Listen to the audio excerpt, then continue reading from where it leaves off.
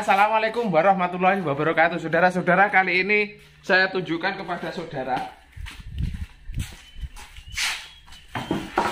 perlakuan saya terhadap papan yang kita persiapkan dipasang di kerangka gerobak roda 3 ataupun gerobak tarik. Nah, sebelumnya bagian dalam yang mau kita pasangi bak pakai papan kayu, kita epoksi saudara, kita dasari supaya nanti setelah luarnya itu dicat dengan rapi, mening. Nah, ini karat-karat ini nggak drewes keluar saudara. Ini yang roda 3 pun juga begitu. Nah, ini roda 3 pun juga begitu. Sebelum kita pasang papan, kita kasih dasaran dulu, karena kadang-kadang langsung dipasang, nah ternyata ini tidak terkena cat. Di saat tidak terkena cat, akhirnya saat karatan itu karatnya dilewer kemana-mana. Yuk langsung ke TKP.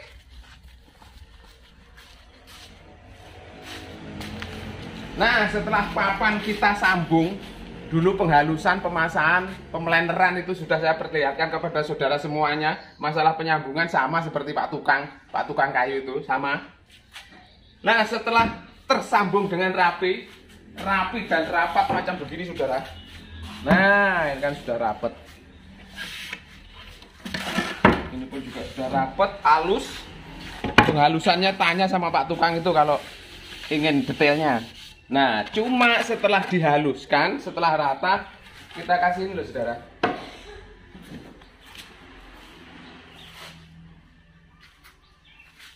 Kita kasih pelapis dasar. Nah, ini pelapis dasar. Pelapis dasar ini gunanya pertama untuk mencegah hama menyerang pada kayu.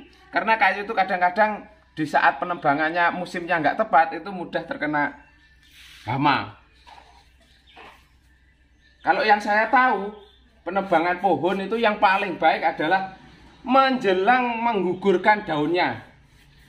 Karena setiap pohon itu menggugurkan daunnya nggak bersamaan. Sehingga di saat mau menggugurkan daunnya, itu keadaan kayu, keadaan batang itu kandungan airnya lebih sedikit daripada di saat musim semi. Lah, di saat musim semi itulah paling jelek untuk kita tebang. Makanya kalau kita melihat ada jati mau ditebang itu kan dikelupas secara melingkar bagian pangkalnya.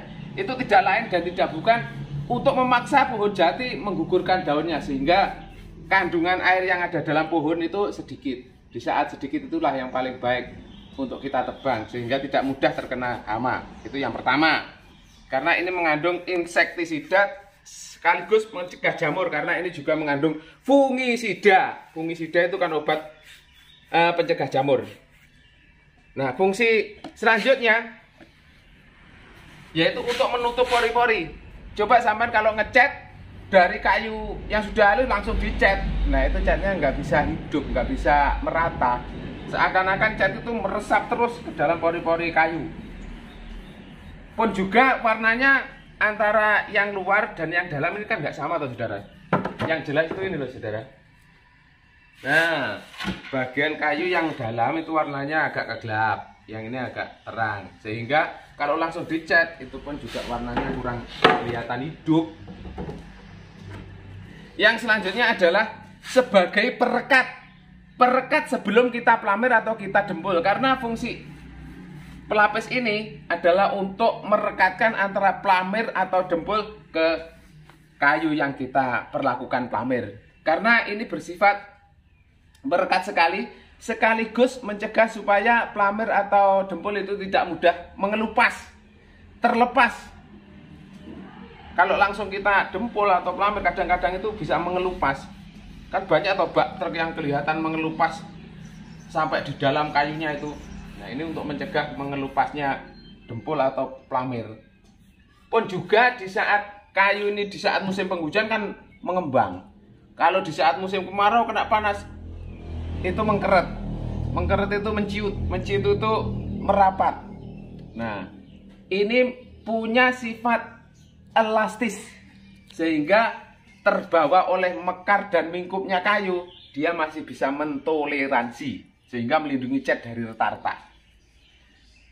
Yang selanjutnya adalah melindungi kayu ini dari kemasukan air, karena setelah kita dasari macam begini, ini kedap air, sehingga di saat musim penghujan itu air tidak mudah masuk ke dalam pori-pori kayu, sehingga kayu akan terlindungi dari hujan. Kan hujan itu sifatnya bisa membuat lapuk apa saja.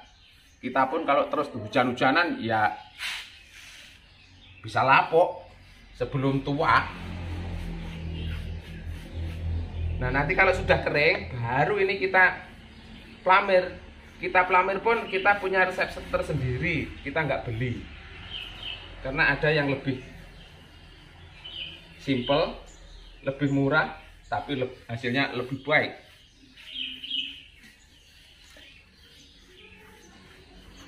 Tapi kalau nggak telaten, setelah didasari ini kalau kita cat bisa rata.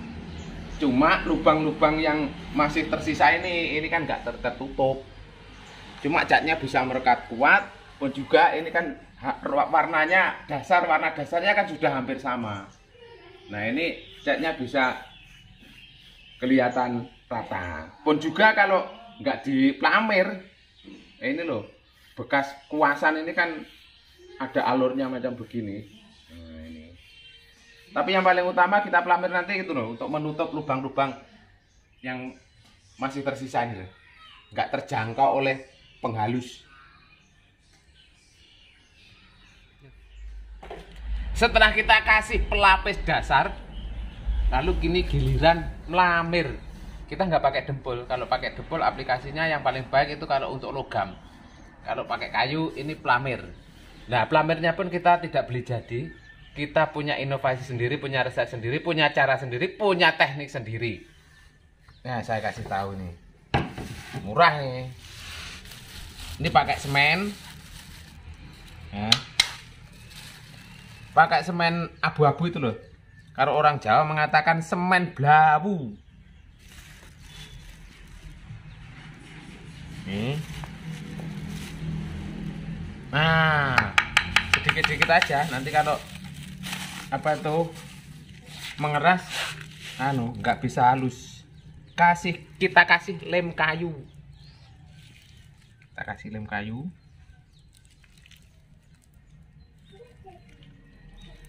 Ya, segini aja. Semennya tadi segitu, lemnya segini, kita aduk dulu.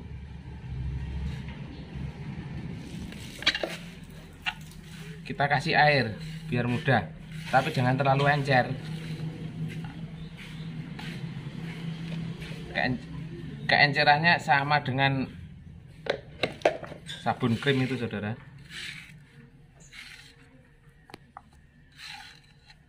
Ini aduk sampai rata. Nah, ini kan sudah berbentuk krim, keencerannya pas. Nah, ini gunanya ini, saudara. Tadi kan pakai kuas. Nah, kuas itu kan bekasnya kan mengalur, galer-galer itu, saudara. Ini memang nggak kelihatan. Nah, nanti kalau sudah dicat kelihatan kalau galer-galernya. Tapi kalau sudah sudah terima, sudah gini aja cukup, ini langsung dicat juga bisa, tapi digosok dulu. Tapi kalau saya ini diplamir dulu pakai. Nah, ini kan ada yang lubang, saudara. Ini lubang. Nah, ini kan, lubangnya kan tertutup. Nah, tipis-tipis saja dulu. Ingin lebih baik diulangi 3 kali minimal apa 2 kali. Nah, ini kan sama seperti seorang mbak-mbak salon, ike-ike salon yang merias temanten itu loh, saudara. Itu kan ada bedak dasar, ada foundation. Lah, foundation itu bedak dasar. Ada ini, itu, lotion ini, itu. Nah, nanti kan hasilnya bisa rata, mengkilat. Kalau di wajah ya istilahnya glowing. Nah, tapi hati-hati, saudara. kelihatan bersinar, mengkilat, rata, halus, dipegang aja tangan kepleset-pleset. Make upnya setelah dihilangkan ketemu saat malam hari. Wah!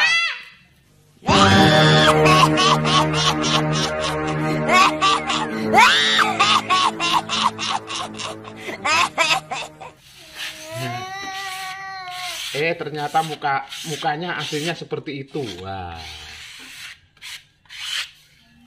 Nah, ini kan tertutup.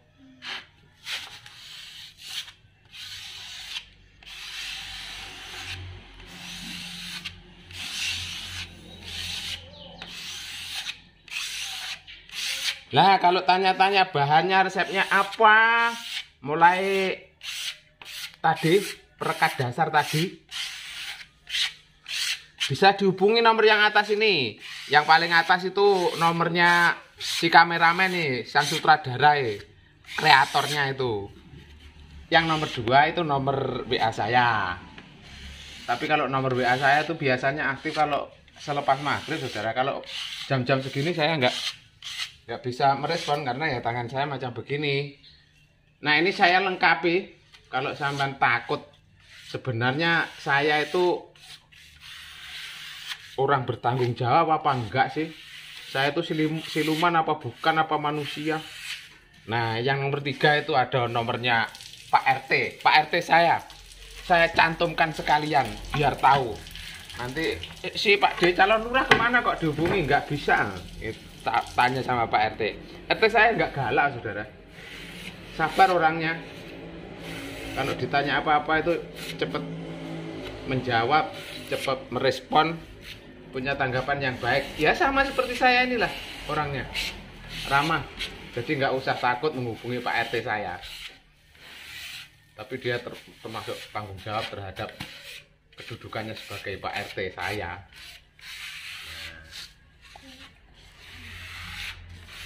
Nah, kalau sudah begini, kita tunggu kalau sudah kering. Kalau sudah kering, keringnya sebentar.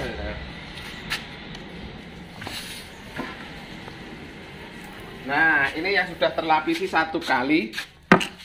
Kalau ingin lebih baik, dilapisi 2 kali. Nah, ini kan lebih baik. Nah, tapi jangan tebal-tebal, saudara. Ini cuma untuk meratakan. Nah, nanti kalau sudah kering semuanya, tinggal gosok. Digosok dengan amplas yang ukuran 100 itu bisa, atau 200 bisa.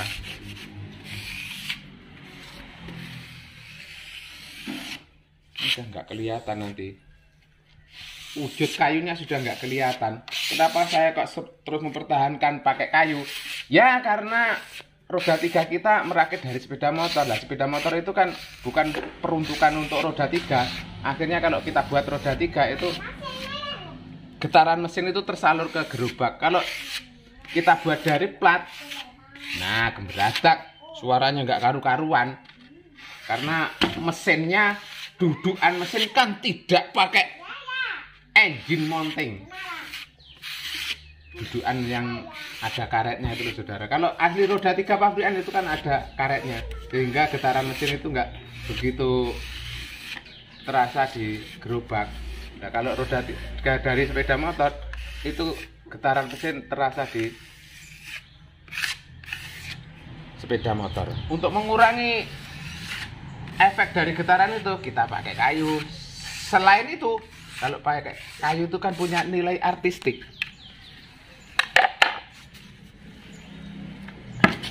Kontes-kontes truk itu kan semuanya pakai bak kayu tuh, saudara. Sebagian besar, hampir 90% itu pakai kayu. Karena kayu itu di model gimana bisa.